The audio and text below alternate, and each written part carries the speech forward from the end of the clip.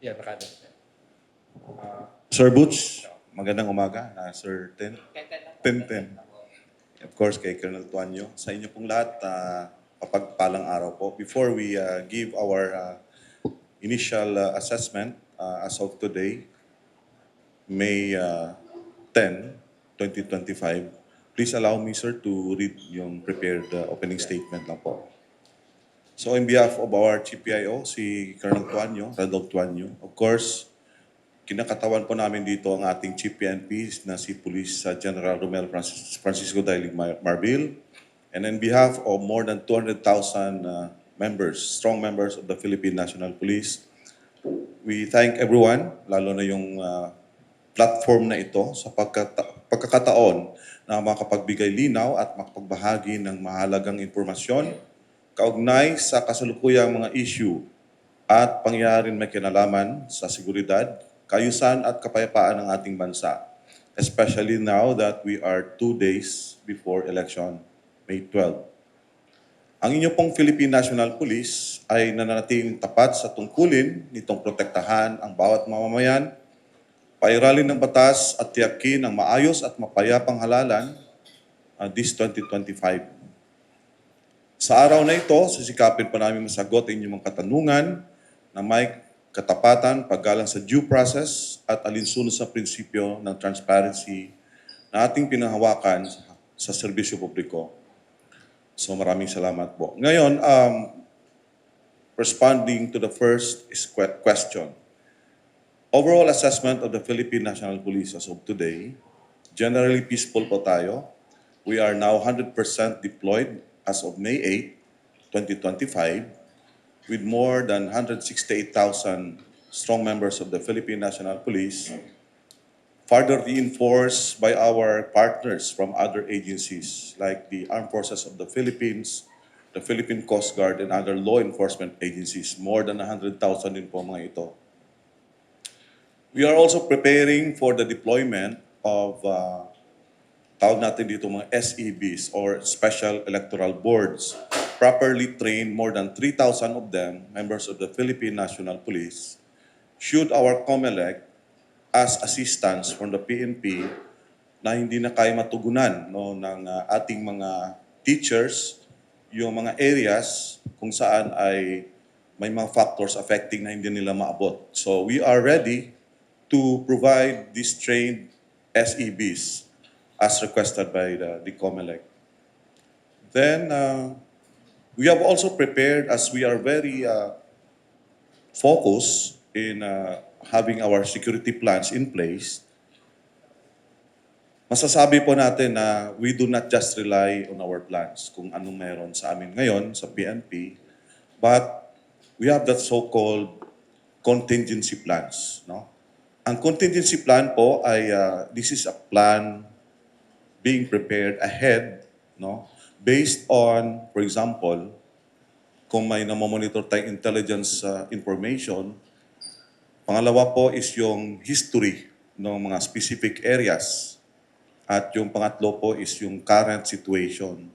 So doon tayo nagdodraw ng mga scenarios, possible scenarios, na mayroon na po tayong prepared actions to be taken to address these possible questions on what if nga may vote snatching or vote buying or mayroong kaguluhan sa isang presinto or mayroong failure of election or mayroong mang example hinaharang ng goons. Ito po yung mga data na pinagbabasehan natin as we craft our contingency plans. So generally po, in behalf of our PNP, we are ready and we are deployed and we have not monitored so far major threat that could affect or disrupt the conduct of election this coming May 12. Yun po. General, how many hotspots are you monitoring at the moment? And is there a specific threat that you are addressing to ensure the peaceful and orderly conduct of the scheduled elections on Monday? May I request our GPIO Yes, sir. to respond? Thank you.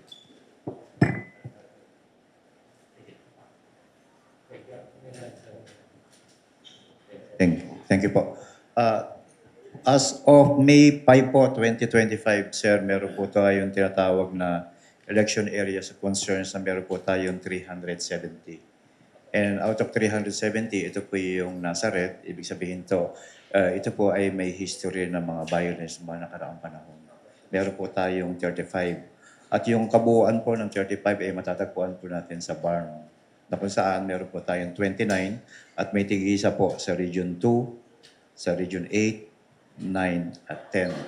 At sa kasalukuyan, meron po tayong dalawang munisipyo o bayan sa Maguindanao na kung saan ito po ay in-under sa COMELEC control. Kapag sinabi po natin na under po siya sa COMELEC control, ibig po sabihin, yung poll bodies po na local doon sa mga bayan na yun ay siya po magiging de facto government hanggang sa makapag-elect po sila ng official po. In addition to that, Colonel, follow-up lang. In October of 2023, former PNP Chief Acorda, in a report, stated that at that time, there were 43 private armed groups being monitored by the PNP. And most of these PAGs supposedly are operating in Mindanao and some parts of Luzon. May we know kung itong mga PAGs ba na to, sir, have been dismantled? And if there are still PAGs in existence, ano po ang ginagawa ng PNP, and capable ba ang mga grupong ito to sow violence and disrupt the holding of the elections on Monday? Sa kasalukuyan, Sir Tenten, tatlo na lang po yung natitira na private armed groups.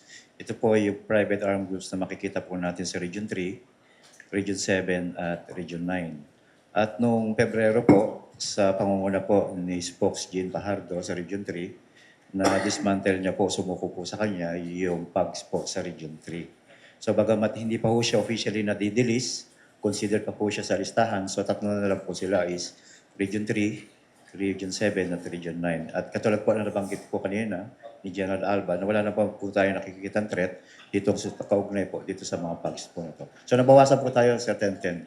So dalawa na lang po siya natitira. Would you be at liberty to divulge kung... Hindi. Okay. May I add to that? Ngayon po, these are part of ongoing na minomonitor natin. Although we have already the personalities, no, yung name of the group.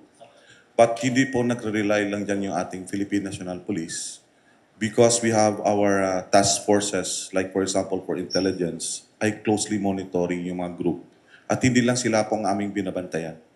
We have also what we call PPAGs or potential private armed groups na out of a current situation, bigla silang nag-erupt. At yung sinasabi din natin actually na coloring, no, ng mga tagging ng mga areas as seriously affected or ang tawag nun, red category, election areas of concern. Ito po ay isang guide lang po sa PNP to where we will dedicate our limited resources. Limited in the sense that we have this much. That's why the COMELEC has requested that other agencies will be deputized like the AFP, the Philippine Coast Guard, pumasok na rin po, and other government agencies. Ngayon po, ang ating focus dito is naglatag po tayo ng mga task forces. Like for example, in the area of BARM. Maraming tayong isang task force na itinalaga doon under General Banak. Dito naman po sa area ng Abra, mayroon tayong task force din na nilagay doon na specially focus kung mayroon mang mga... These are actually proactive measures. In case po may mangyari, ay nandyan na po yung ating mga tauhan, particularly coming from the PNP Special Action Force. General, nabanggit yung mga threat, private armed groups at saka sa ARMN, BARMN, almost private armed group naman yung nandun. Sabi po ba sabihin nito, wala na talagang threat sa election coming from CPP, NPA? Tama po kayo. These are all part of the tinatawag nating environmental scanning. That's why we have dedicated forces for this group, but part of minomonitor din natin is yung tinatawag nating mga LTGs or local terrorist group. Kasama na po yung sinabi ninyo. So the PNP and in partnership with the AFP have their own cell, no, intelligence and security cell, nakafocus. Kung meron mang threat na mag-erupt, which we reported sa inyo po as of today, wala po tayong major threat na nare-receive. But we are very vigilant as of the moment because we are now 100% deployed yung aming forces, and whatever man nag-erupt na mga situation, nakahanda po ang ating PNP. General, growing up in the 90s, tuwing election, naririnig namin yung balita na permit to campaign. Ano ginawa nyo? Bakit hindi na namin naririnig yung permit to campaign ng NPA? Kasama po yan dun sa mga activities po ng National Task Force to End Local Communism po. Yun po. Isa po yan sa mga programa ng kanya-kanyang mga regions o police regional offices kung saan po upang pahinain po o totally po na alisin na po natin yung problema natin po sa mga local communist terrorists. Kaya po nakikita po natin kung wala na po tayo naririnig sa ngayon, ito po ay mga indikasyon na effective po yung programa ng pamahalaan para po sa task force po na LCAP po. Yung PNP ba, nag-agree kayo sa assessment ng AFP na ang CPP-NPA is almost a spent force na isa na lang daw ang guerrilla front sa Mindanao yata or somewhere? Or spent na lang, wala ng force? Ito po ay ang mga resolution or information coming from our partners, the Armed Forces of the Philippines. Bawat galaw po ng ating security forces ay properly coordinated With the AFP. with the Armed Forces of the Philippines. Ngayon po, ang ginagawa natin is how to sustain the efforts na hindi po babalik. That's why, again, I'd like to emphasize na yung decision po yun ay is a coordinated effort. General, iba ng election sa nakalipas sa mga election, computerized. So, may pagbabago ba sa threat ng violence? Saan mas marami ang threat ng violence ngayon? Pre-election? Tuluyan na bang nawala yung mga post-election violent threats? Yes, by history, yung ating threat ay nandyan po at talagang may mga incidents no related to election. Wala pong akong, from my perspective, wala akong na-witness throughout my police career na walang violence during election. But what we can say right now, for example, using yung in the perspective of information communication technology, may isa pong word or letter na idagdag as part of our threat assessment, no, and how do we respond to this threat. At yun pong fake news. So we have the 3Gs, no, na ano natin, palagi nating narinig yon, yung using guns, and gold. Ito pong traditional nating narinig. But as per our analysis, may isa po na dagdag na challenge, another challenge to the security sector. At ito yung paglagahan ng fake news. That's why yung ating Commission on Elections has created a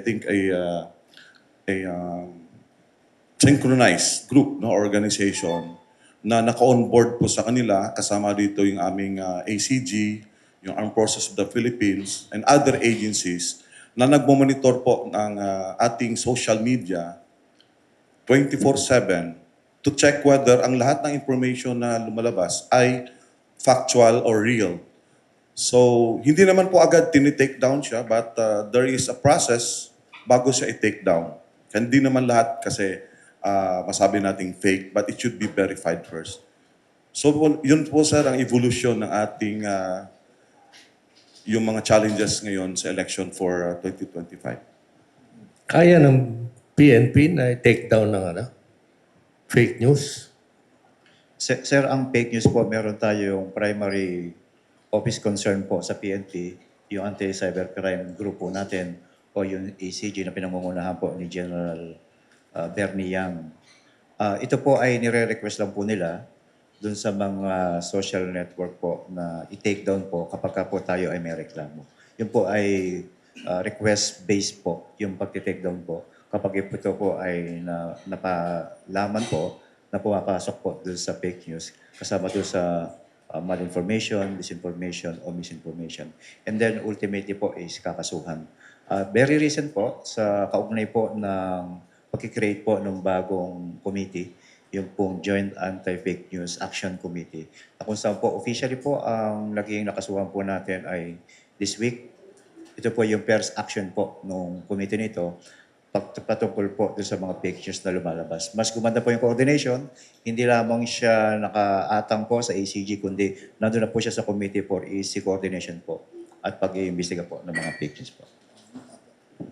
Ano po yung nakita nyo paglabag sa batas na ginagawa na hindi nawala kahit nabago na yung eleksyon? Kahit computerized na yung eleksyon, ganun pa rin ang ginagawa na primarily na nahuhuli ng PNP.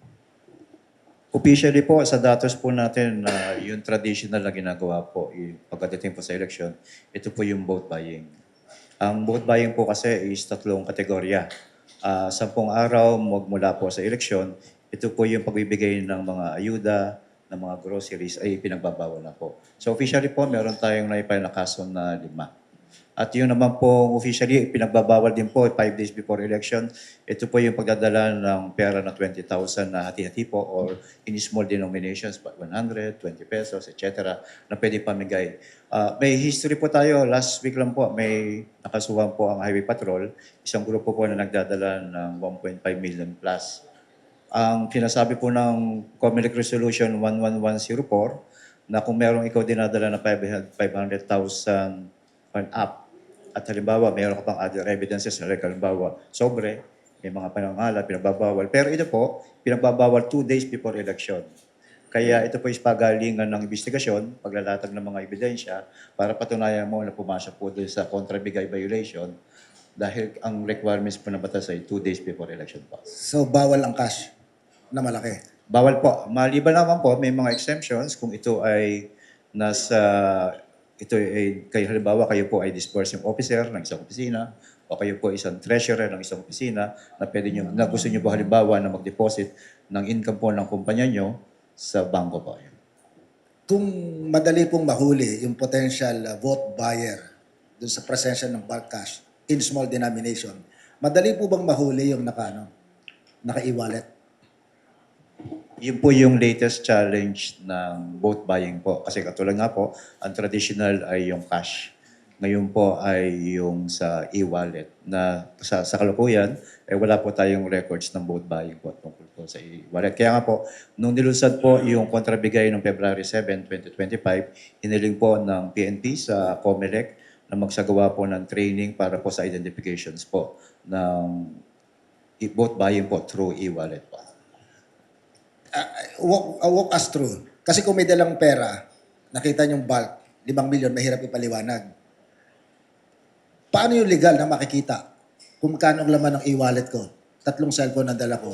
At paano yung legal na makukuha yung cellphone ng pinadalhan ko ng pambayad sa boto niya? Katulad po na nabanggit ko kanina, wala pa po tayong specific na kaso tungkol po sa vote buying ng e-wallet. Pero maganda po kasi yung wordings ng COMELEC Resolution 11104 na sinasabi yung presumption po ng vote buying is sufficient. Halimbawa po, kapag po sa paningin po ng ating po police na meron po vote buying na nangyayari, yung presumption lang po is enough para po mag-file ang kaso sa either sa COMELEC o sa prosecutor's office po. Sa mga local po, nangyayari ito, yung negative vote buying. Yung malakas doon yung kalaban ko sa eleksyon, yung mga botante doon, bibigyan ko ng libreng jeep, dalhin ko na lang sa beach nang hindi makaboto. May magagawa po ba doon ng PNP? Kasi kung COMELEC yan na magsumbong, matatagalan pa, baka 2 days pa bago maka-action. May presumption po ba?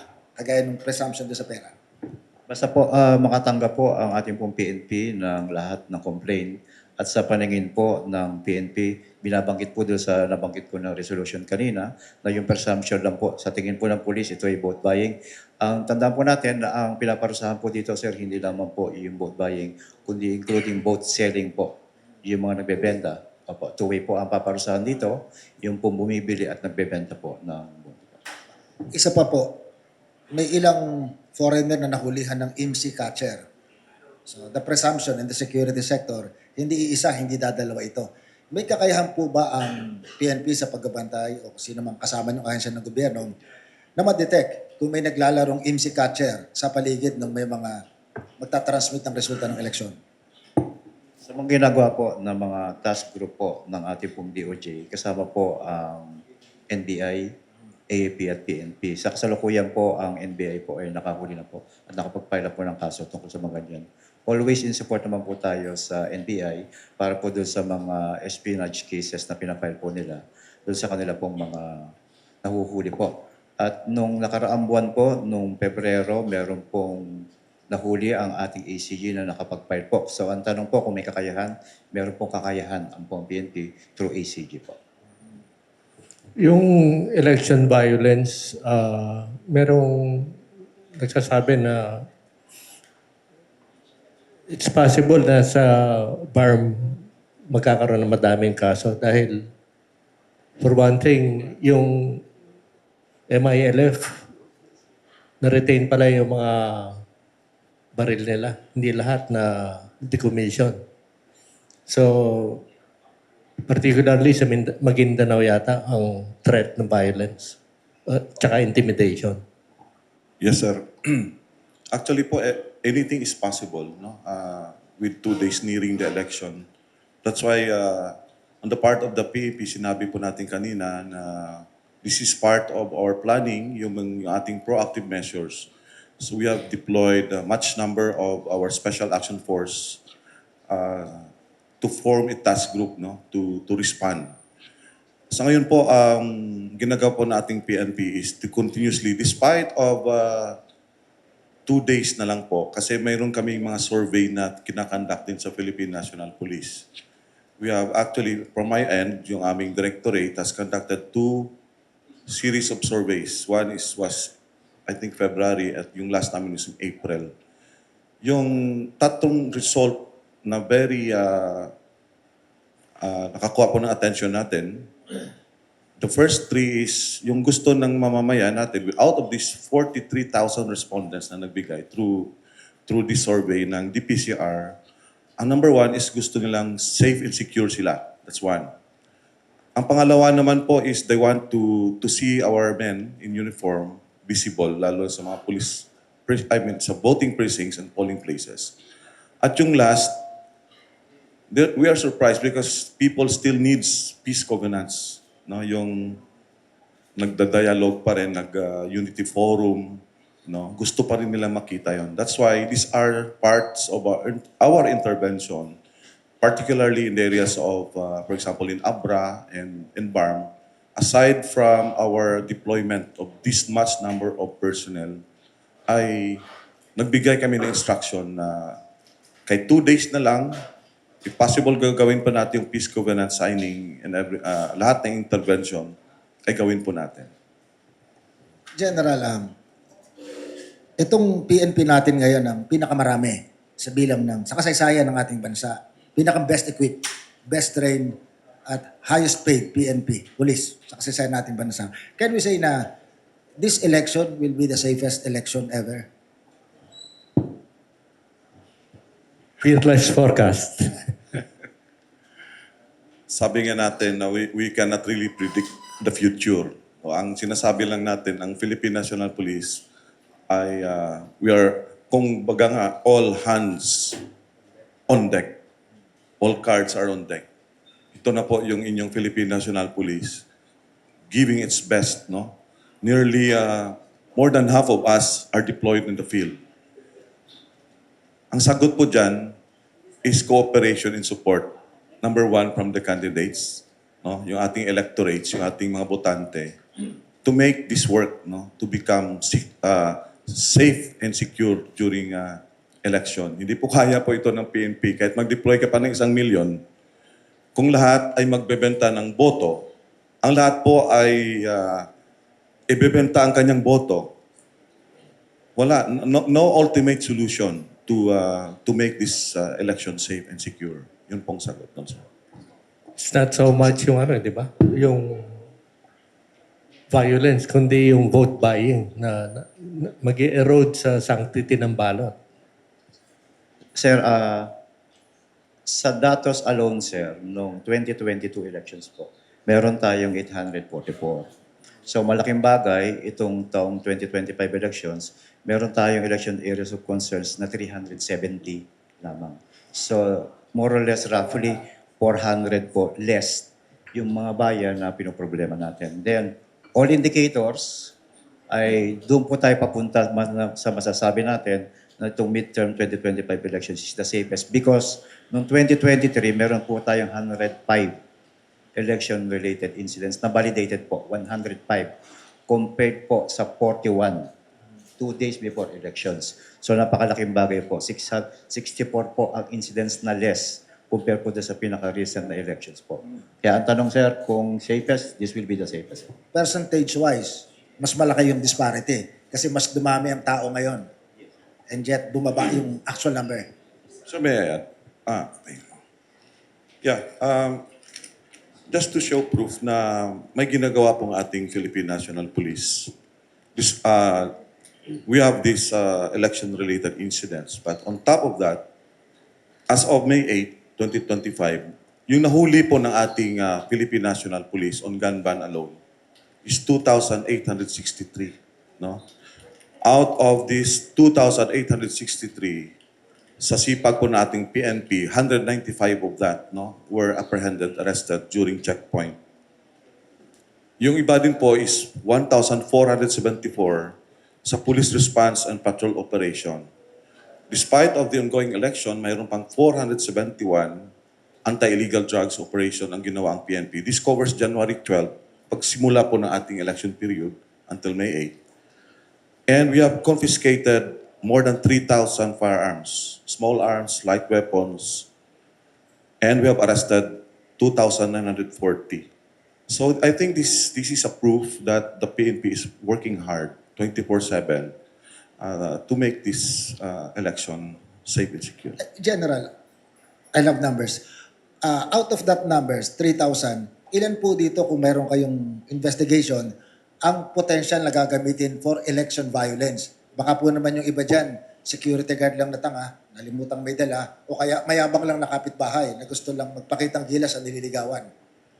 Yes, sir. Nung nakakatuwa nga po dahil nung first month po ng implementations natin ng gun ban magsimula noong January 12, wala pa hong isang buwan, meron tayo nahuli na 21 na security guards. Kaya po ang naging dilema, sinasabi po natin na nakulang ba ang Philippine National Police sa pagpapaalala sa ating mga security agencies at sa kanilang mga security guards na gun ban, na umiira na po ang gun ban. Then later on, na-find out po ng ating CSG na si General Francisco na out of the 21, 3 lang po ang official na security guards po doon sa mga nahuli natin out of 21. Meaning yung 18 po ay talaga pong lumalabag po sa gun ban violations po. Yun po. Pero follow ko lang po bakit po naman ang tatanong natin nagkulang ba ang PNP? Yung gun ban po naman, hindi naman kahapon lang nangyari. Simula po na magkaisip tayo, may gun ban tuwing election, baka talagang kasalanan ito ng mga nahuli. Tama po yan, sir. Ang sinasabi rin po ng PNP na we do not take pride naman po doon sa mga basta huli na lang tayo ng huli nang hindi rin natin tinutulungan yung mga kababayan natin sa pagpapaalala. Pero sa nabanggit po kanina ni Sir Alba, out of the 3,025 po na nakumpiska natin sa firearms, binubuo lamang po ito ng 7% doon sa actual checkpoints na nahuli. At yung sa 2,940 na nahuli na tao, 7% lang din po yung nahuli natin sa actual checkpoints. Meaning, sa dami ng nahuhuli natin, hindi po pala tama na sabihin natin na nakukulang tayo. Sapagkat yung bulk po, yung 93% po ay galing po sa police-initiated operations po ng PNP na mas pinalakas po kaugnay po ng implementations po ng gun ban. Puntahan po natin yung hanay ng kapulisan. Alam po natin na hindi man direktang sabihin, pero sa baba po, kahit pa paano malaki yung impluensya ng mga nakaupong mga pinuno, lalo na sa ganitong pagdating ng mga halalan. Ano pong measures ang ginawa ng PNP para may iwas yung buong organisasyon dito sa partisan politics? At moving forward, ano sa tingin ninyo yung mahalagang leksyon na maaring matutunan natin itong mga nagdaang pagdaraos ng halalan? as early as October last year, mayroon na pong regular policy yung ating Philippine National Police na nagkakaroon po tayo ng rotation. So ang rotation na ito ay targeted sa members ng PNP na mayroong relative na nag-file their candidacy. Yung closely associated at yung dalawang factors. As early as October last year, mayroon po tayong 1,681 na identify na with relatives na nirotate po natin yung assignment nila. And 95 naman ang may close association, including association nila sa mga retired members of the PNP and the AFP, who are running for elective position. They were not relieved for cause dahil may kasalanan sila. They were relieved because of this reason. And eventually, kung wala pong factors that may affect bakit hindi sila makabalik doon sa previous assignment nila, as a result of this election, of course, or for some other reasons, ay hindi sila ibabalik. But definitely, itong mga personnel na ito ibabalik sa kanilang previous assignments after election. Sinasagot ba ng PNP yung, alam ba, i-assign nyo isang pulis na may kamag-anak sa Metro Manila, tapos papadala nyo sa regions. Sagot ba ng PNP ang relocation, kahit temporary lang? Ano ba? Siyempre, maghanap ng bahay ito or room.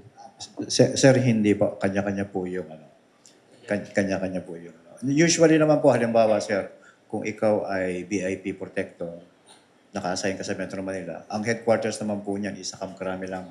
At doon sila binabalik. Katulad na banggit ni Sir kanina, sa simula po ng elections, 674 po yung ni-recall natin, yung mga PSP sa mga VIP, para po hindi magamit po as private security or private groups po.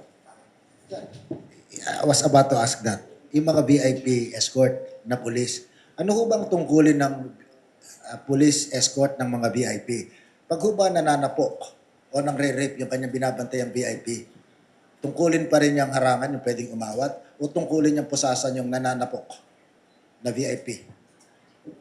Ang trabaho po ng police basically po is, para paiksiin po natin, is maintenance of peace and order. Kapag po may nangyayari na violations po ng law and order, marapat lamang po na umaksyon ang police. Dudugtong ko na po alam ko na po kung saan papunta yung tanong ninyo. Kaya po yung dalawang police po na nagbabiral po ngayon, ay nagsoli na po sila ng firearms, so dinadisarmahan sila. Dangan lamang po sila ay nag-awol na po. Kaya po ito ay dire-diretso na po yung papapile sa kanila ng kaso o yung summary hearing po, pre-charge investigation, and then summary hearing upang sila ay ma-dismiss. Kaugnay po nito, bilanggit din po ni Chief na hindi lamang po yung mismong involved ang kinasuhan, pati po yung kanilang mga immediate supervisor. Katulad po ng nangyari na insidente sa Special Action Force personnel na yung dalawa lang po ang officially na nag-aaway noong mga nakaraang report. Pero may kasama po na na-dismiss, kasama po yung kanilang mga opisyal na umabot po ng 11. So ito pong dalawang insidente na ito, hindi lamang po yung dalawang mismong involved, kundi yung kanilang mga immediate supervisor ay matatanggal po sa servisyo. Sir, it has been established na yung dalawa na yon, napatunayan na nagmo-moonlight lang. Sa terminolohiya ng mga mamamahayag, nag-aabugading lang. Ang tanong, sir, meron ba sa datos po ninyo, sa records po ba ninyo, meron ba talagang opisyal na nakadetail kay Congressman Duterte? And kung wala po, assuming for the sake of discussion and the future, he decides to ask the PNP para magkaroon ng police to escort him, papayagan po ba ito ng liderato? Tinanong ko po ang mismong director po ng PSPG, si General Nestor Babagay. Base po sa kanilang datos ay wala po, yung pong dalawang pulis na nabanggit ay hindi po officially member po ng PSPG para mag-provide po ng security na kahit kanino pong opisyal ng bayan po. At yung dalawa po ay local po sa Davao. Ang isa po ay assigned as warrant officer at isa po ay isang intelligence PNCO po. So sila po ay talaga pong nagmo-moonlighting po. Sir, dagdagan ko lang. Yung ganyan po kasing insidente, nangyayari po kasi yan sa baba na hindi naman alam ng national leadership.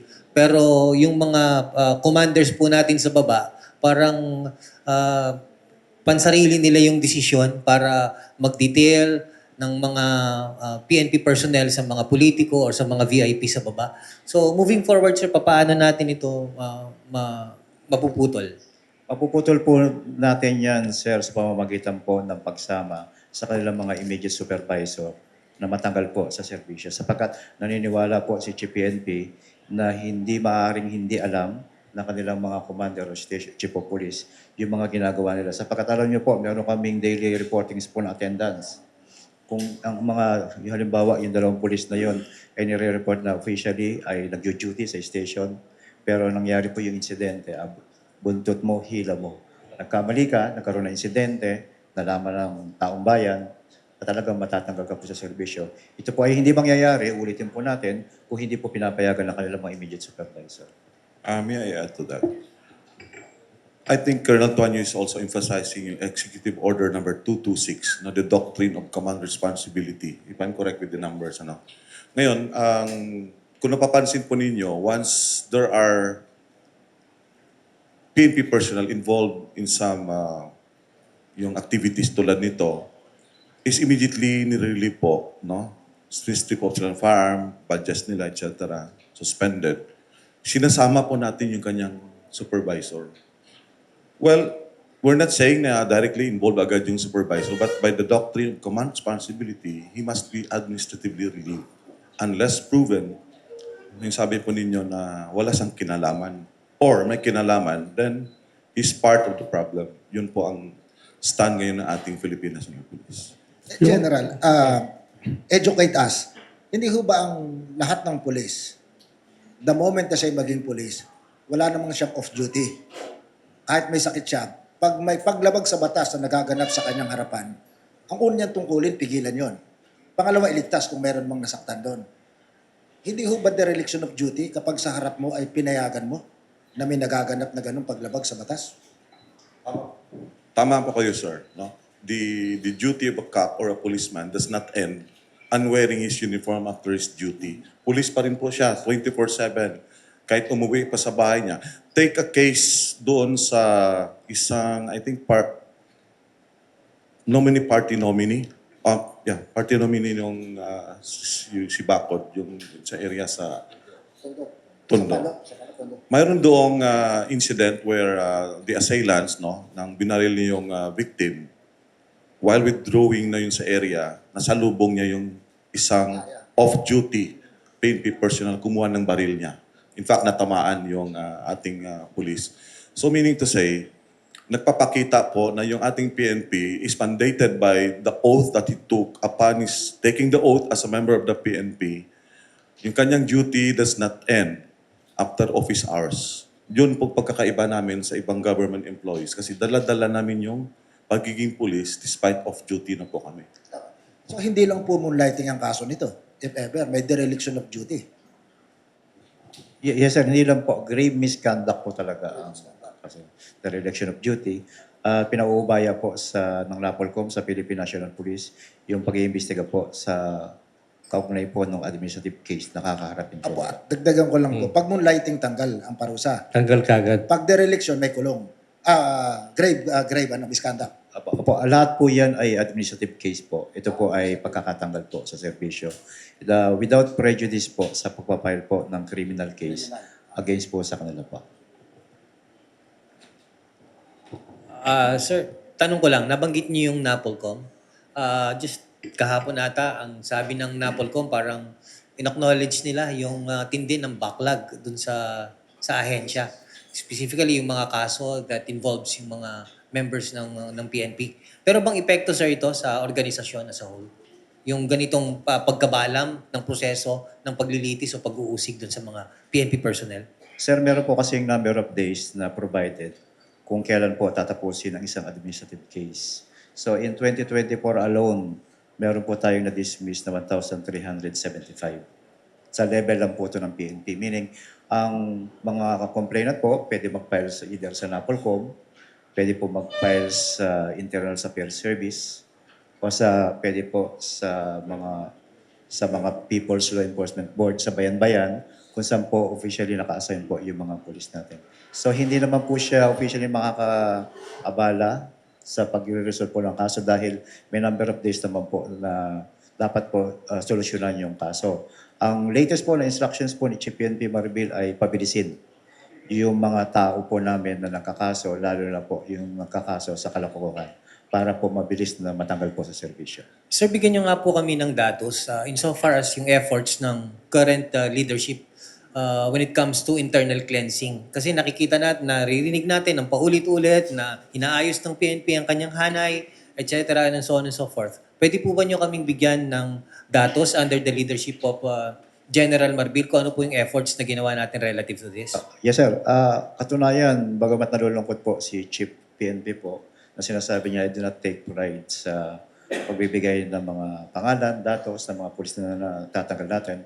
Pero kinakailangan natin magbigay ng halimbawa, example, sa mga taong na mga nag-iisip na gumawa pa ng masama. So officially po, by 2024 lang po, sa panahon po ni Chief, ang natanggal na po natin is 1,375. Out po doon sa 5,000 na kinasuhan natin, na ang na-resolve na po natin ay 3,000 plus. Sa 1,375 po na dismiss, 8 po rito ang Lieutenant Colonel at may mga majors. Ibig sabihin po, ang pinakamataas na natanggal natin sa serbisyo ay mga Lieutenant Colonels. Ang way forward po natin, bukod doon sa kasuhan yung kanilang mga immediate supervisor, under po yung Executive Order 226, ito po yung i-strip po natin sila ng mga fruit of the crime. Kasi po napansin ni Chief, sinasabi niya na parang yung mga ibang patuloy na gumagawa ng kalokohan ay dahil una, matatanggal lang sila sa serbisyo at makakasuhan ng kriminal. Pero ito pong latest na instruction na tatanggalin po natin at bubuksan po natin ang kailang bangko sa tulong po ng AMLAC po, natanggalin po yung mga fruit of the crime o yung mga nakaw nila sa mga kalokohan na ginawa po nila. Speaking of, huli na lang po, speaking of Chief PNP, he's been in office for 13 months. And yung kanya pong extension na binigay ng Pangulo would end next month. What is the current leadership doing to ensure a smooth transition between the current PNP and the would-be successor? And number two, assuming that the President extends, again, the term of office of the current PNP chief, how would this impact the PNP as an organization? Po, ang nabanggit din po ni Chief PNP na about extension, hindi po siya pinag-uusapan. Bagamat nabanggit niya na his performance is only as good as his last. Meaning gagawin niya ang lahat ng kanyang magagawa parang kanyang huling araw. Katunayan po, siya po ay, bagamat officially po na nag-send off na po tayo ng ating pong PNP personnel, personal niya pong binisita at tinignan po napuntahan niya na po ang Region 4A, ang Region 5 o Bicol, ang Region 7, Region 8 at Caraga upang personal na tiyakin na hindi lang sabihin na all systems go, ang preparations natin 2 days before election, tinitiyak niya na lahat ng preparations na ginawa natin ay personal niya makita na sinusunod po ng ating mga tao. Meaning po, hindi niya po iniisip yung extension na yan, sir. Hindi ko alam kung mag-overstep tayo sa ibang tanggapan sa tanong ko. Kayo po ba may access sa pangalan o bilang ng mga nakabilanggo, BJMP at saka provincial jail? Alam po natin yan. Sila yung pinakamagandang assassin at any given time kasi mahirap kasuhan yung nakakulong. Sir, ang access lang po ng Philippine National Police ay dun sa mga nakakulong po na persons deprived of liberty o PDL. Ito po yung in the absence of commitment order from the court na hindi pa po siya natatransfer sa Bureau of Jail Management and Penology. So yun lang po yung records na meron po tayo. Sa mga confrontation sa magkakaibang pangkat sa politika, nakikita po natin na nawawalan ng kontrol. Para mag-gain ng pulis ang kontrol o ng sundalo man, nagpapapatok sila at hindi atensyon. Natanong ko po sa inyo, kasama po ba sa budget ng PNP na magkaroon ng bullhorn? Kasi crowd control is control of communication. At pag nagsisigawan yung 1,000 tao, pag nakipagsigawan doon na 10 pulis, lulunurin yun ng sigawan ng maraming tao. Kaya the immediate solution na nagpapapatok yung pulis para ma-regain nila yung control. Hindi ko po nakikita may mga bullhorn na malalaki at malalakas ang sound, yung mga PNP natin sa baba. Sir, personal ko pong na-experience, nakakita po ako niyan sa panahon po ng traslasyon. Pero nangyari po ito nung pandemic time na kung saan yung nga nabanggit niyo, malaki siyang bagay para makontrol natin somehow yung mga crowds po natin na nagiging unruly. Apo. Pero syempre, kinukonsider din po natin yung human rights aspect po kasi nung paggamit po niya mga yan sapagkat medyo masakit po siya sa tenga at hindi lamang po sa side ng crowd ang maapektuhan pati including din po yung ating po mga PNP personnel na miyembro po ng CDM. So tinitingnan po natin yan, binabalanse, paggamit po niya ng mga makinarya na yan at yung aspeto po ng human rights po. Sige, questions?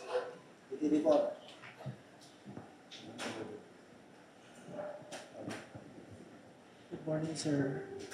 Well, talakay po ng PTV4. May clarification lang po ako dun sa... 1, 2, hello. Sir, may clarification lang po ako dun sa Region 3. Sabi niyo po parang may sumuko na, tapos hindi pa sila nadidelist. Ano po kayang reason? Ba't sila hindi pa nadidelist? Meron po kasi tayong tinatawag na delisting process po. Bagamat officially po, parang technically na pag-usapan na po, na wala na po siya sa listahan ng private armed groups. Technically, wala na po siya. Hinihintay na lang po yung delisting po ng Region 3 po para matanggal na sila po doon sa listahan po officially po. Sapagkat may proseso pong sinusunod. Doon lang po sa fake news. Ano usually yung mga fake news na natatanggap nyo? At paano nyo sila bine-verify na ito talaga fake news to?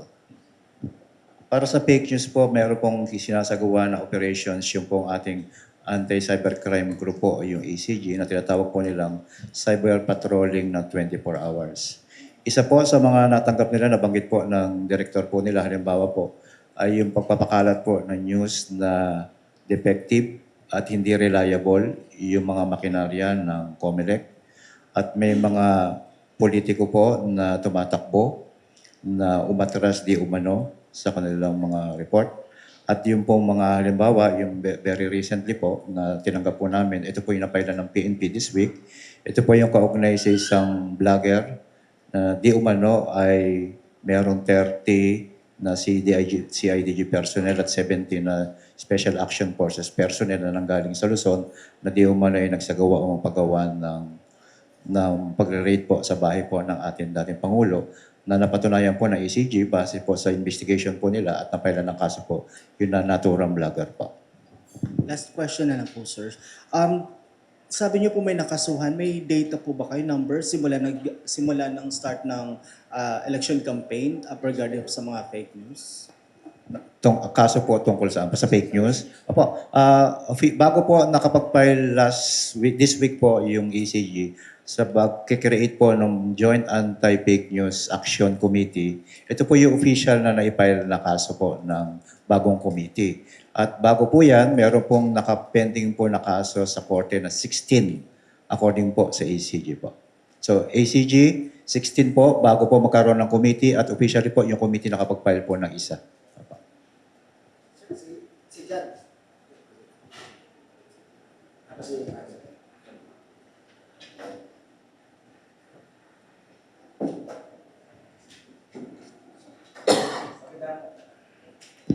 Magandang umaga po mga sirs. Dalawang tanong lang po. First question is, meron po kasi mga reports at yung isa po actually nakarating po sa akin personal. Binigay po sa akin ng isang barangay official. At yung pong kanilang natanggap ng mga letter ay di umano ay galing sa isang samahang makakaliwa. Sila po ay binabantaan ng kolo-ano.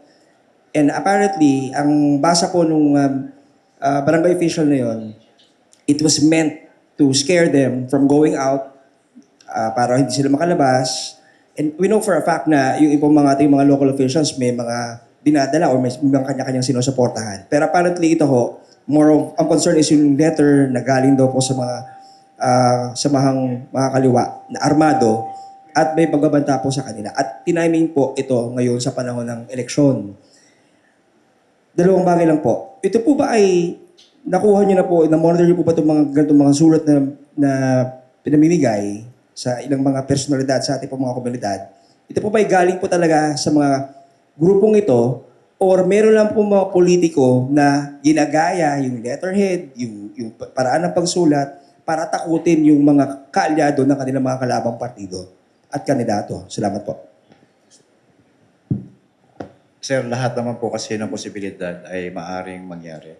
Ang habilin lang po ng PNP na kapag sa tingin nyo meron kayong threat na natatanggap, ipagpaalam niyo lang po sa PNP at wag po natin ipagsawalang bahala.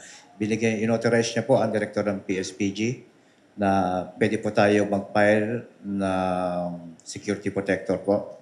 At ang director po ng PSPG ay authorized na magbigay ng 30 days immediately. Sa loob ng 30 days, pwede kayong bigyan ng PSP o ng VIP protector po habang tayo po ay nagpapile sa COMELEC. Hindi lamang po sa panahon ng eleksyon. Kung bagamat ngayon po ay panahon ng eleksyon, habang dinedetermine po nila yung threat assessment ng PSPG, is immediately pwede po magbigay ang ating pong PSPG ng security protector sa loob po ng 30 days po. Second concern lang, second query lang po, sir, is meron pong umiikot ngayon na video na kuha daw po noong 2022 elections sa lugar po ng Lanao del Sur. Allegedly, yun pong video na to ay kuha daw po sa mismong loob ng provincial capital ng Lanao. At makikita po sa video na may mga pulis po na nandun, may mga tao na gumugupit. Is na-verify niyo po ba kung totoo po ba tong video na to? At ikalawa, ang sinasabi po kasi doon sa mga video na yon ay ang fear po nila, baka this election ngayon, 2025, ay yung po mga kapulisan daw po natin na nire-request na mag-take over po sa Lanao del Sur, ay baka magamit na naman sa partisan po na aksyon, di umano, sa Lanao del Sur. Ano po ang latest po natin dito? Salamat po. Sir, yung pong mga PNP na membro po ng task force na pupunta po sa BARM ay hindi po local doon po. Ito po ay nanggaling po sila sa ibang PNP unit po dito po sa Luzon at saka sa Northern Luzon para po tanggalin yung agam-agam na balitaan po ninyo na baka magamit na naman po sila. Meaning talagang hindi po sila local doon, wala silang mga kamag-anak, galing po sila dito sa Luzon para po makita natin yung magiging impartial po ng PNP. Very recently po, naglalabasan din po yung mga old videos. Hindi lamang po tungkol sa election, yung tungkol po sa aksidente na nangyari na nung nakaraan na po. Parang dinudugtong po nila doon sa insidente na nangyari sa NAIA. Lumalabas din po recently yung PNP Highway Patrol personnel puno na nangungutong at nahuli, etc. na 2021 pa po pala na nangyari. So ito po ay nagre-resurface. Lahat naman po ito ay agad inaaksyonan ng po ng ating ACG. At para po kung ma-request po ng takedown kung sakali mapatunayan, ito po ay malabas ng mga fake news po. Dagdag ko lang po. Ang guidance po na ating leadership is, again, number one, to be non-partisan.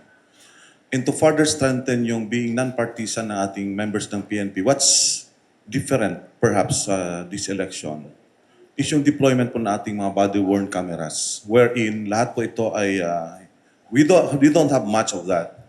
But other than the BWCs, we are directing them na magkaroon ng alternative recording devices.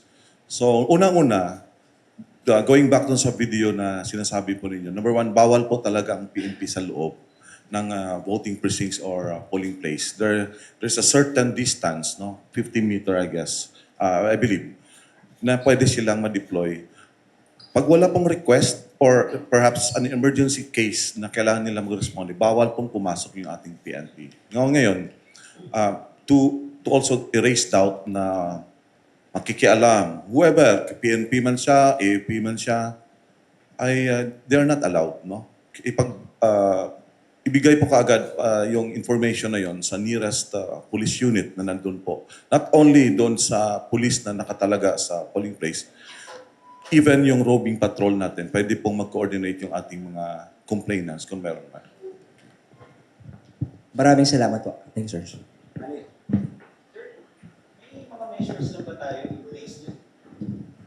Alam naman natin yung mga involved sa espionage, yung mga nagka-gather ng data. May mga measures na ba tayo in place para matwart sila? Kasi yung mga pupunta sa polling precinct, sa mga COMELEC offices on election day, yung baka may mga pumunta, mag-gather ng data, yung may mga dalang IMSI catchers, yan.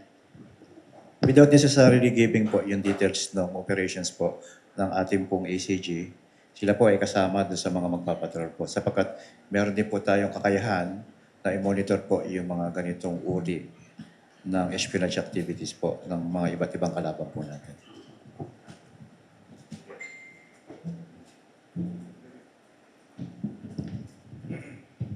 Hi, sir. You launched JAFNAC on May 2 po with PCO, yung Joint Anti-Fake News Committee. Since May 2 po, ilan na po yung cases ng disinformation na nakuha niyo? Or yun po yung mentioned yun na 16 pending cases sa ACG? Apo, yung pong 16 cases po na pending na nakuha po natin dato sa ACG, ito po ay prior po sa creation ng JAFNAC.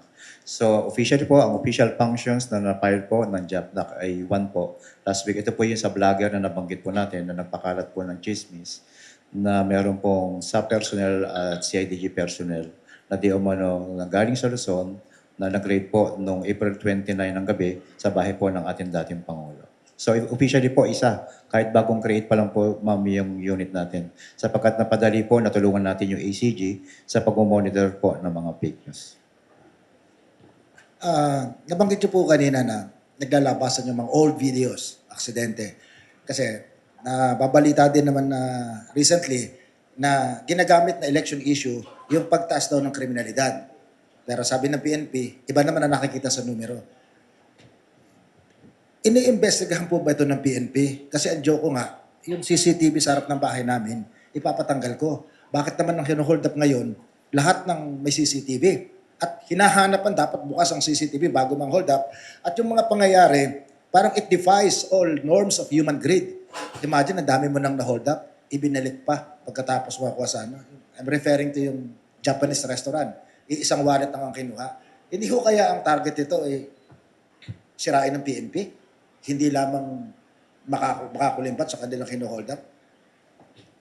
Lahat po ng possibility, sir, is pwede po yan. Sapagkat sinasabi nga po natin, sa kabila ng pagbaba ng crime rate po ng 26%, ay patuloy po na pinalalabas po sa pamamagitan po ng mga fake news or perception na magulo po ang ating bayan.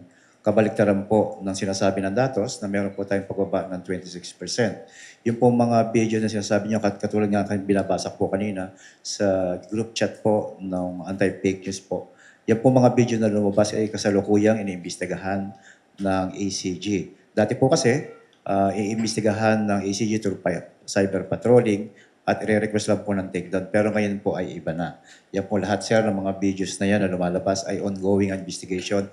At kaugnay po, sir, doon sa Japanese mga victims po, kahapon po ay binigyan ni Chief PNP, ang Regional Director ng NCRPO, giving him 1 week na ilabas po yung investigations kung ano po ang totoong nangyari. Kaugnay doon sa insidente na po yan. Para pong ang bait yan, hold upper, ano?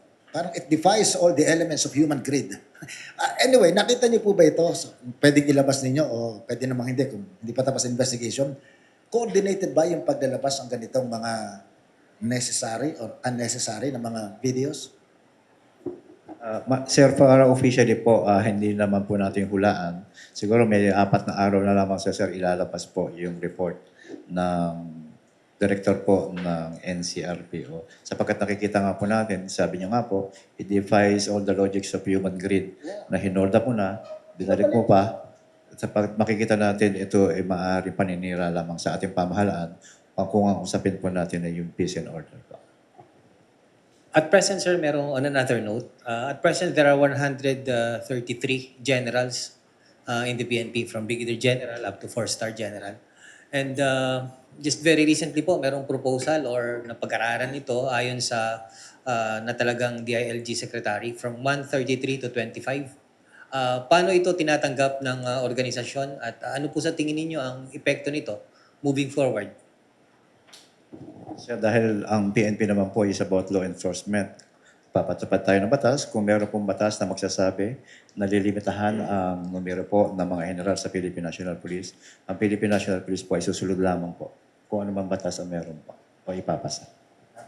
Ano po ba ang ratio ngayon ng general? Kasi I understand to 25,000 na ang mga pulis ngayon. 133 ang generals. Kumpara po sa struktura ng AFP, ano ba tayo? Parang general heavy? Sir, define, 227. sir, define po kasi yung mga posisyon na kung saan nire-require na ang posisyon na yun ay para sa general. May mga posisyon po, halimbawa po, yung PNP recruitment po, na dati na po siyang isang division ng Directorate for Personal Records Management o DPRM, tapos ginawa po siyang isang unit.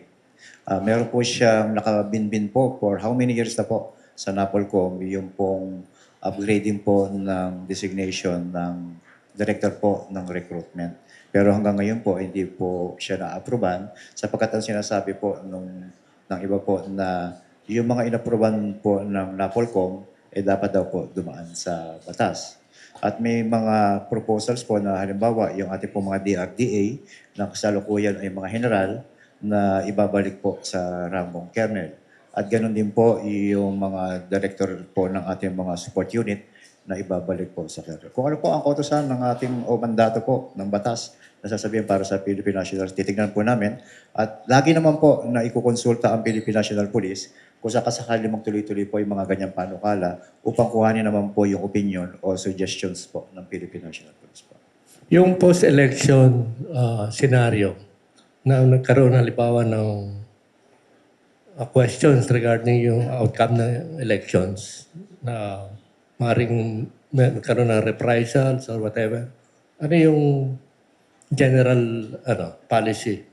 Yes, Hindi sir. ba hanggang June, hanggang kailan ang Hanggang June 11 po, sir. 11? Apo, sir. Apo, sir. Ang kahandaan naman po ng Philippine National Police hindi naman po nagsimula ngayong January 12. Year in, year out, naka-template na po yung gawain po ng Philippine National Police. Kasama po dyan, sir, yung post-elections. Kaya nga po, kasama sa mga sinigurado po ni PNP sa Region 4A, sa Region 5, Region 7, Region 8, yung pong SITG po ng bawat regions na kung saan ito po ay bubuuin ng arrest, investigation, and legal teams po na mangyayari. Kapag sakaling kasama po dyan yung post-elections na may mga complaint na agad po magre-responde, katulong po yung COMELEC.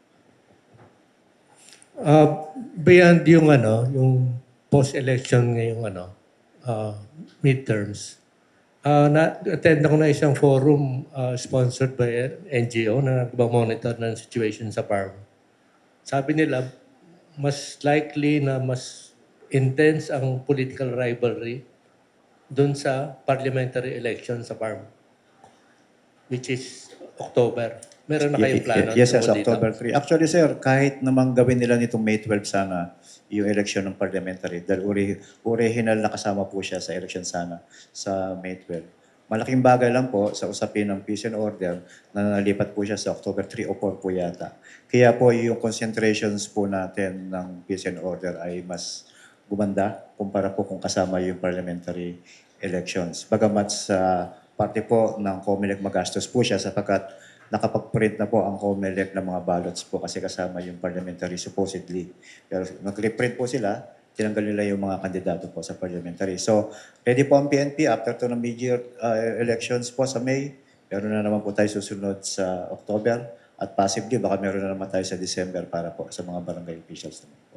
Ready po ang PNP sa loob po ng 2025. Yun bang mga NGO na nagsasalita na magulo, maaaring magkagulo, pwede silang kasuhan. Kasi again, babalik tayo sa data. Habang umuusad ang panahon, papayapa ang eleksyon eh. Noong 80s, 90s, araw-araw nagsusuntukan yung mga kandidato, supporter sa BARMM eh. Pero ngayon, swerte na pag isang linggo may nagsuntukan eh. Swerte na pag isang buwan may nagbarilan. Dati, daily occurrence yun eh. So, hindi ko kaya may pananagutan na rin yung mga naglalabas ng mga impormasyon na parang may pananakot na rin?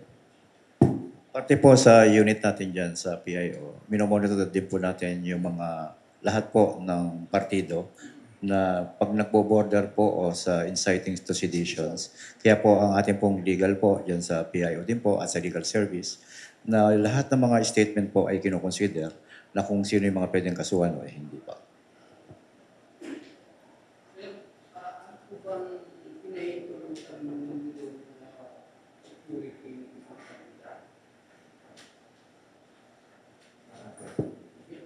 Napayagan ng PNP na maging security ng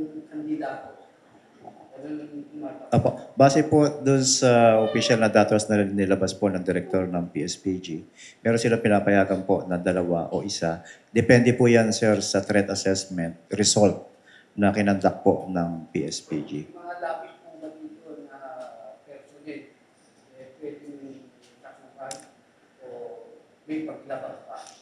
Sir, nung since January 12 po, 647 po, yung nirecall na PSP po o yung mga protectors po natin. Ibig sabihin, sa ngayon po, sa period na ito, wala pong lumalabis po na VIP protectors po sa ating mga kandidato po. Yung mga activity kasi po, sabi yung activity po sa SUC, nakita ko yung dami ng mga kusa, parang hindi abasa sa tinatawan, parang ang dami-dami ng pulis, pinapayagan ba yung PNP? Pagka ganun po kasi, sir, sa lahat po ng mga pagpupulong, ay mayroon po tayo mga dinideploy po ng mga unit para proteksyonan po. Hindi lamang po yung individual na nakikita po natin, kundi ito po pag-maintain po ng peace and order sa kabuuan po na activity na although it may appear na sa tingin po natin, akala po natin binabantayan isang individual, pero ito po ay para sa protection po o pag-maintain ng peace and order para po sa isang particular activity po. Yan na lang po. Pero isa, kamusta na po yung ano sa peace and order sa APRA? Kasi, dito, yan ang mga hotspot saka dito sa Magitan. Ano po lang po? Yes, sir. Ironically, sir, ang Cordillera ay wala po kahit isang bayan na nakalagay po doon sa red category. Kaya nga po ito ay magiging magandang sa way forward po ng PNP na kapag hindi dahil officially wala ka sa red category ay ikaw ay tahimik. Sapagkat mas tinitingnan natin sa ngayon na ang tahimik na bayan pala ay bigla-bigla ay pwede pumasok sa orange o sa red category, sir. Yung Negros Oriental na Digamo yata po, di ba tumakbo, Governor? Do you expect, the same intense political rivalry to take place? Or? With all indicators na na-delist yung reported PAGs, tama ba? Yung sa Negros Oriental, particularly the area of Region 7, we don't see for now any problem that points out na magkakaroon po ng gulo yung particular na area na yun. Although binabantayan po natin ito, kasi nga very intense din yung rivalry ng mga grupo na nandun po. At we do not, hindi po tayo nagbibigay ng chances man lang na gugulo po ulit yung area ng Negros Oriental. So, ang bawal pong pangunahin sa eleksyong ito, bawal ang alak, bawal ang baril, bawal ang malaking cash. Tama po kayo. It's day before election, yung isama na natin dyan yung campaigning. Wala na po tayo niyan. And pag-iinom po, lalo na yung pagbebenta rin ng mga establishments natin, ng mga liquor drinks, bawal na rin po. Even yung pagbebenta ng mga vendors natin near the food items na tapos mayroon po kayong mga election paraphernalias na nandun, ay pinagbabawal na rin. Even yung ating Philippine National Police, bawal din lumapit doon. We are only limited to 50 meters away sa polling places. So yun nga po, I will take this opportunity to appeal to the public na we abide, yung mga, ang ano kasi dito minsan, napafile lang tayo ng kaso because we are unaware ng mga existing policy under the Omnibus Election Code. So dapat po sa ating mamamayan ay we should be more educated ay yung mga pag nagbabawal during the day and the eve of the election.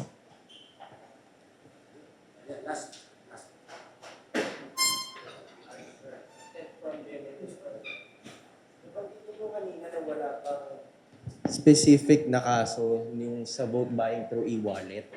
Tatanong ko naman po yung sa traditional vote buying, may data na ba kayo kung ilan na yung mga kasong na ano natin? Yes, sir. Doon sa traditional po natin na kaso ng vote buying, meron po tayong 5. Ito po ay pagbibigay ng mga groceries, o yung tinatawag po natin na ayuda, na kung saan ang pagbibigay po ng ayuda o yung mga kauri nito, yung mga tupad, etc., Ang pinagbabawal po ito is 10 days before elections. So ang datos po natin, doon sa traditional na nakasuhan po natin ay meron po tayong 5. Provinces or region? Or cities? Yes, sir.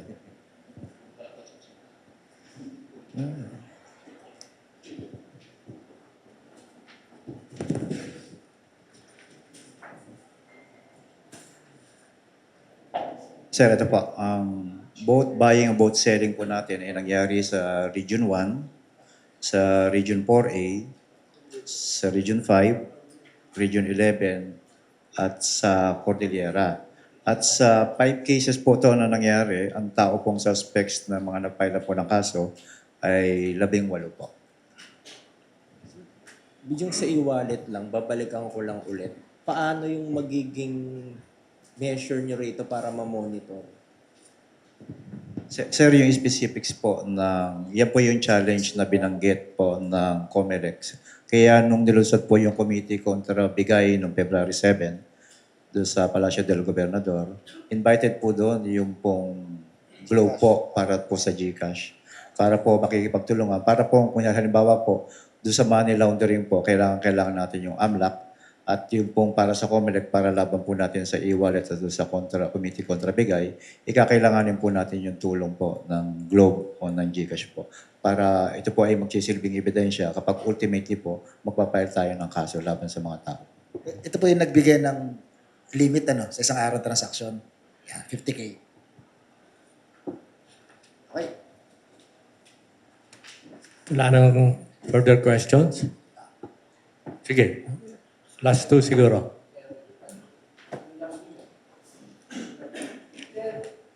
May kakayanan ba ang DDS na manggulo after election? DDS? Sir, ano po yung DDS para... Dahil ang Duterte susunod. May kakayanan po ba manggulo? O bakit yung sa Ano daw yung DDS? Spell out what DDS is. Duterte diehard supporter. Ang Philippine National Police po ay handa sa lahat po ng uri ng threat, kahit kanino man pong grupo o partido po manggagaling. Sige.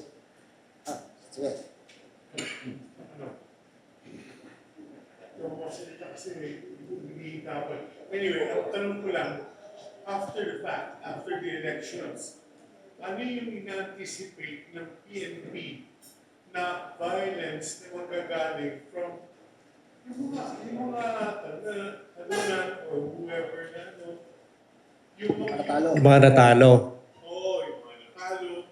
O yung na rest back. Anong nakikita po ninyo na pwede nyo magawa? Or may mga areas kayo na pwede i-monitor? Kasi ang election hindi ngayon eh. It's ang violence after the elections, after the fact.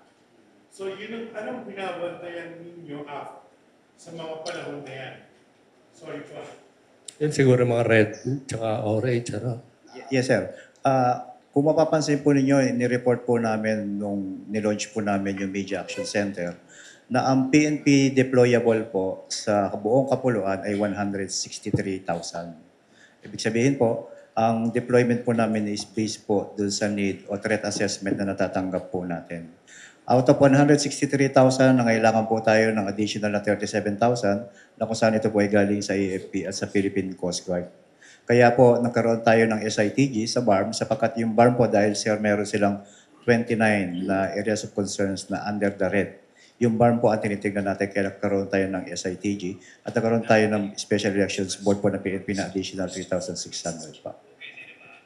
As for BARM, pero yung mga ibang, for example, Caloocan, sa hotbed, yung mga tao doon, hindi naman sila magulo eh. Kaya lang, yung pagkakataon na it's knee-jerk. Yung nangyayari po, knee-jerk po yan. So, eto, manok ko to. Talo manok ko. Hindi ko siya ganti ko siya. Yes sir, naiintindihan ko po. Pero ang Philippine National Police po ay gumagawa ng aksyon base po sa datos na kung ano po meron kami. Sa ngayon po, ang datos namin po ay BARM, ang areas of concentration na dapat po natin pagtuunan. All other po na areas na wala pong concern o wala pong report, ito po ay mananatili doon sa mga ibang kulay po ng category po ng areas of concern. May I add? Sir, yung indicators nitong call coding natin, yun po ang nag-guide po ulit sa ating Philippine National Police as how we deploy our limited resources. But as part of our contingency, mayroon po tayong mini-maintain na sizable number of reserve forces per headquarters po ng Philippine National Police, PNP-wide. So ito po, ready po ito silang i-deploy anytime pag mayroong mga eventualities tulad po ng sinabi po ninyo. Reaction force. Yes, sir. Mayroong reserve reactionary force na mini-maintain po as part of our plan. Thank you, sir. So full alert ang PNP, all PNP members until Yes, sir. June 2? Yes, sir. June 12? Actually, sir, ang alert status po natin ay tinaas po sa full alert. Nagsimula po ito noong May 3. At po noong May 8, officially na po, dineploy na po yung 163,000 po na PNP personnel nationwide na with 37,000 personnel complement po na nanggaling sa AFP at Philippine Coast Guard nationwide, sir. So, umabot po, ang deployment po natin ay 201,000 nationwide po. So kung 200,000 nationwide, simpleng math, at 40,000 barangays, practically, may 5 pulis sa bawat barangay. So napakaswerte mo pag naglakbay ka ng 3 kilometro nang wala ka nakitang pulis sa panahon ng eleksyon.